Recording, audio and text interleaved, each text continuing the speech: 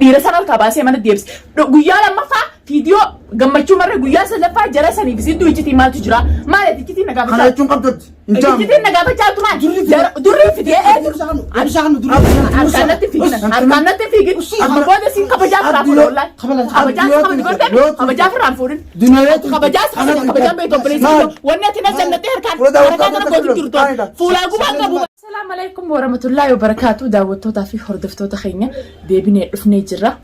Arroo maaliin deebitee duniyaan jechuun keessan oolamu akkuma halee viidiyoo abdii fi seefuun isinii maran agartanii jirtanii salaamtaa gaafadhame. Assalamu alaikum warahmatullahi wabarakatuh akkam jirtu uummata keenya qaqqaalee kana addunyaa hareertu akkasuma fi tana share like subscribe godhaa YouTube duniyaatu. السلام عليكم ورحمة الله وبركاته. أكون نجافة يا أخ رجيم تدري حضرتك دنيا تبديتني.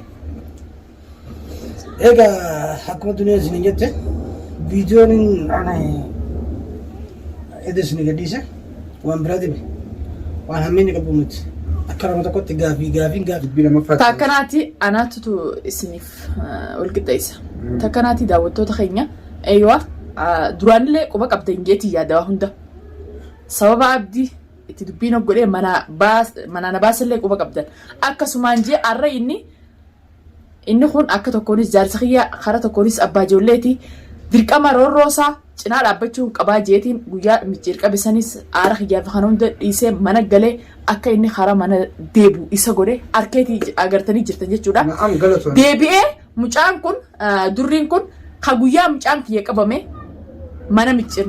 mana micciirii geessee mucaa baasee fiti tokkoffaa lammaffaa irratti guyyaa nan qabeet odoon guyyaa lama buriin bikka san garsiisee mana na deebisan agartanii jirtan jechuudha. Duraan dursee akkuma nama durallee galatoomi jetti ammallee haa galatoomu. Deebi'ee ijoollee amma inni isinii fi jara san gidduu hiccitii maaltu jira fiixaa ijoollee saayibboon keeti. Muraatii fi dhaabbu dhugaa sirrees ijoollee san si ijoollee san hin jenne muraatii fi fiixaa ibsaashaw yeroo kun waliin saayiba isaan lamaan isaan sijeen viidiyoo isaanii harka isin jedhan kan dhodha jechuun guyyaan fiixaan isin hojii deemee viidiyoo raabsan kan isin biroo feesin hojii viidiyoo raabsan jarri kun isa kana ni beekan isin dura ni beekan dalagaa isaa ni beekan akkamitti kan isinitti hin himin caljaanii viidiyoo hojii waraabanii deemanii isin wajjin barbaadan. Ijoolleen dalagaa isaa quban qabdu akka inni micciirii hojii jiru quban qabdu. Iccitiin isaa wajjin jiru. namni abdii isaanii hojii akka jiran quban qaban. isaa garagala ibsaan faan akka fiixaa fi micciir hojii jiranis quban qaban. Mucaan guyyaa san micciirii hojii waan dhooyisa dalaga jiru guyyaa san jalaa maqee eegan isaanuu ifiifuu barbaadu jiran. Eenyuun miti. Durri hojii dubbata. Durriitu akka nama takkaatti na cinaa dhaabbaddaa. Tamam abdi baasuu qabnaa jeena obboleettii teenya si cinaa dhaabbannaa si cinaa jirraa janii dhufa ati maa irratti hiccitee jaalawwan tun maali? Isaan jidduu hariiroon jirtu maali? Eenyu wajjin nama dhufanii tanuma barbaadu. Namni isaa wajjin dhagee daawwattootaa fi kabajamtoota odoo waan biraan ta'e dhimma biraati yaammadhee odoon ta'e waan biraatiif yaammadhee odoon ta'e inni biyya dhiira mana yaammadhee odoon ta'e namni atis akka akli ta'e tana jijjiiradhu sammuu ta'e tana jijjiiradhu gizee hunda taraa dhiyoo tana na dhagee obboleessa kiyya sagalee gurbaa waan ammoo naan jee dhageessanii jirtan sagalee itti waliin fuudhin sagalee itti kabajutti hanqa jaartiin jaarsa kabajutti mushfuulaa madaa qabaadhee ijaaba qabaadhee ati harakaa tana godhu yookaan natti ejjamu Ansi mutti jira deebisa qabdi. Deebisaan qabdi tareetiin tamam inni kamitti dhiirti kasaa tumti jee achitti azabdi jee moodeen gaddaa odoo isiin mana singalu nadhagee odoo isiin mana singalin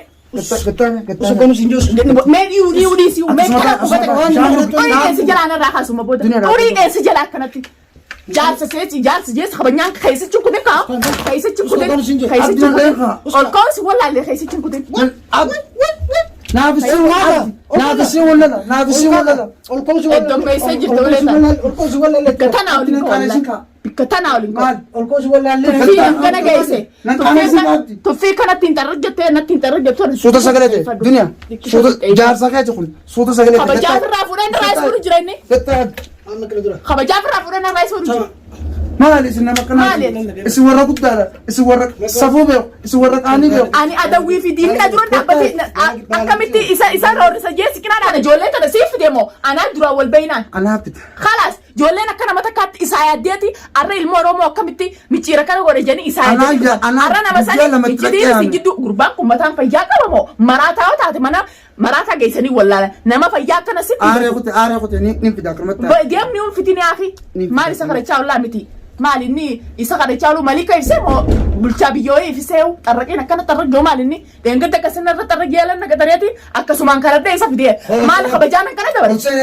Kabajaan angara dabarte maal isin jee namni akka fedhallee taatu nama kabajaan ilmaan kana jechaa isa jala mataa nama malee abdii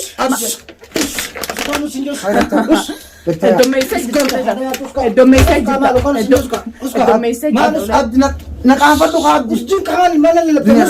dhaggeeffadhu suutee maddooti qoy ati maal rakkoonte obboleessa kiyya maal rakkoonteeti sagalee qabadhu Israa'el saa dubbiin tiyyaa'u maallaqa anarraa bituu qabda kabajaa nama sitti murabde dubbiin tiyyatanii sitti dubbatu tunu maallaqa naqaan isin ati sitti dubbannaan waan siiga jiru seeti moo maaleet olaan kun maal akkanatti narratti hin argaatu gootu kun abdi alus haati manaatiif abbaan manaa maal deebee jiraan deemnaan jeeti ala naggaxareetiin gurbaa kan isaaf jee deebi'e laal dunia Saanii sinsi toleef ciisa jaan obboleessa kiyya dirqiin taatu jaalalti dirqiin taatu sirraawusu deemnaan haati ilmaan sagaliitu deemti deemu. Dunia. Kam sinjus. Atu ujinga.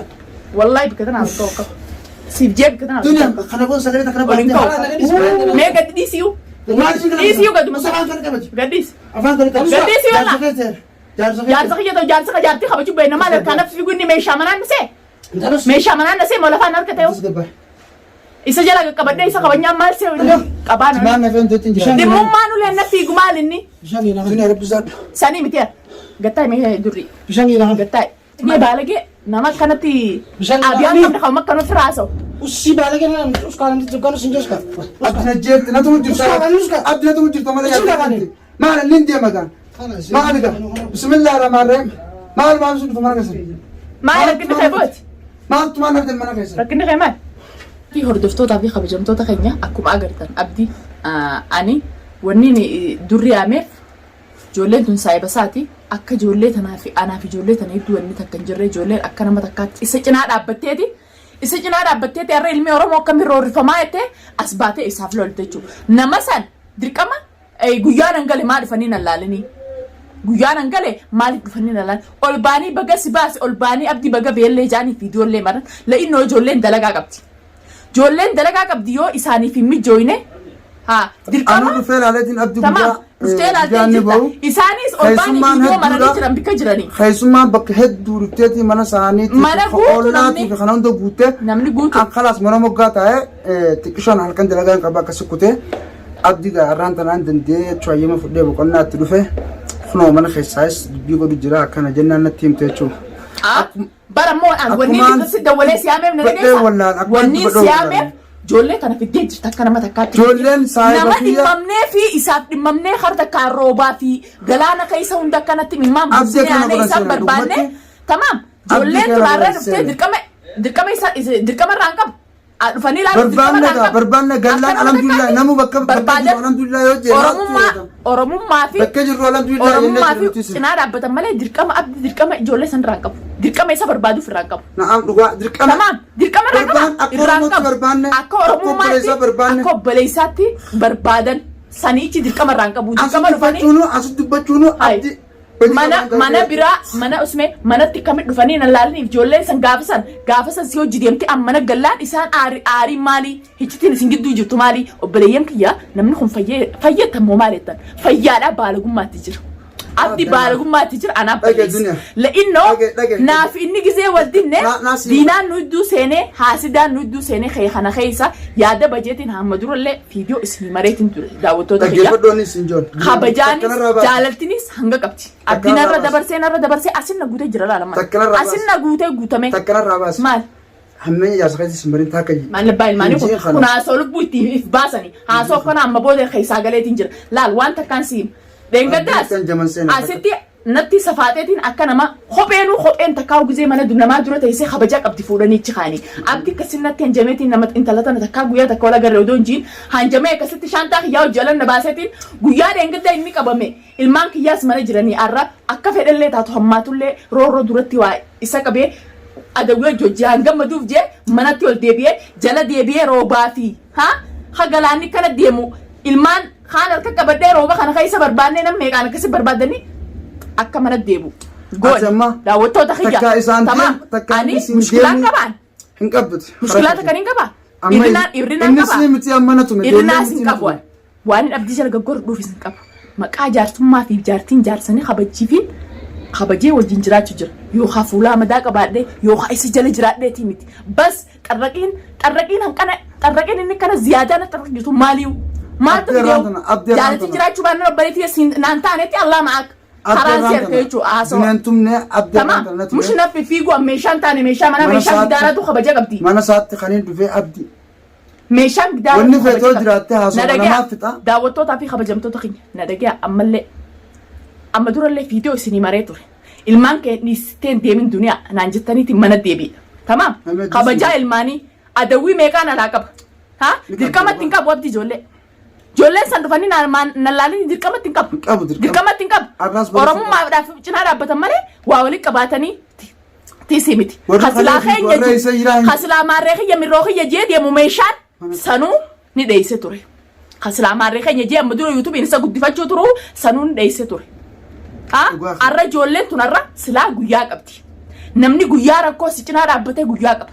Ijoolleen tun manatti illee dhuftee isa laaluu baattu arra guyyaa qabdi ol biyee obboleeyyan kiyya galatoomaa jee galatoonfachuu qaba akka mataa kiyyaatti. Akka namaatti akka mataa kiyyaa jaarsa kiyya jeetti sirran qaqqabu waan dhugaa jiran takka dhuguma jeetiin san booda qabdii kophaatti yaanchiisan. Hanga dhugaa dubbattu kanaaf na baafatan. Namni nama kiyya jee kijibaa yuutuubii itti guddifate san guyyaa takka ol biyee cinaa dhaabbate. Dhaabban. Namni nama kiyya jee as gubbaa maarree kiyya mirroo kiyya jibsan guyyaa takka isaa qabame jee cinaa dhaabbate kijibaa fi ummata qorii nyaatatti daamu yuutuub itti guddifattuuf itti maxxanan malee arra ijoolleen tun guyyaa qabdi kaayoo qabdi akka nama takkaatti nama kaayoo qabu arrallee borullee ijoollee tana rabbillee rakkisiin gaafa rakkate cinaan dhaabbaddan akka nama takkaatti ammallee cinaan dhaabbaddan. Anamoonni sin jedhu geeffatu. Saniifuu anjoolleen tuni tuttuqaa dhagee. Nama kanaan waanaa godhe nama santu waana godhe addaan hin beeku. Isa akkanatti dhiibuu du'a.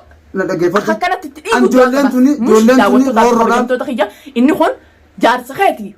Ni sinjina angizee naare waan hin dubbadhuuf waan hin dhiisuu qaba. Jaarsinis hanqa qaba. Hanqatti jaarsii kabajuu qaba. Jaartiinis hanqa jaarsatti kabajuu qabdi. Kabajee tinarra kuchise. Durirraa haatanii viidiyoo tiyya ilaa ammaa yoo laaltan adda isinii baati jeetii yaada. Abdiin irra kuchiseeti mataan kiyya kun maal micciir mataan nyaataa miti. Kamana keessa jiru mataa irra nyaachuu jira. Micciirin maanii qajajaa'u. Abdii toora mataan nyaachuu jira. Wallahi anjoolleen mataa kiyya kana warra keenya ilmoo kun eeggata. Duunatti horte dhaggeeffadha. Hordoftoonni duniyaa hedduu abdiinatti horte gaafa baarqamamu gaafa abdii qabamu gaafa duniyaas qabamtu hedduu takka viidiyoon bakka isin garsiifnes ni jira.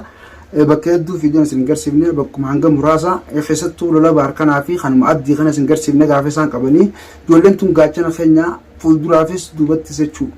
Yeroo duraatiifis boottiifis gaachana keenya namni tuquu hayyeen joo isaanumaa takkaffaa duratti jechuu kiyya. Akkasuma namni lafaa kee hojumsaa dhiisee si hojii deemee nam takka barbaade jechuudha. Nam takka barbaade. Kabajaa qabarra.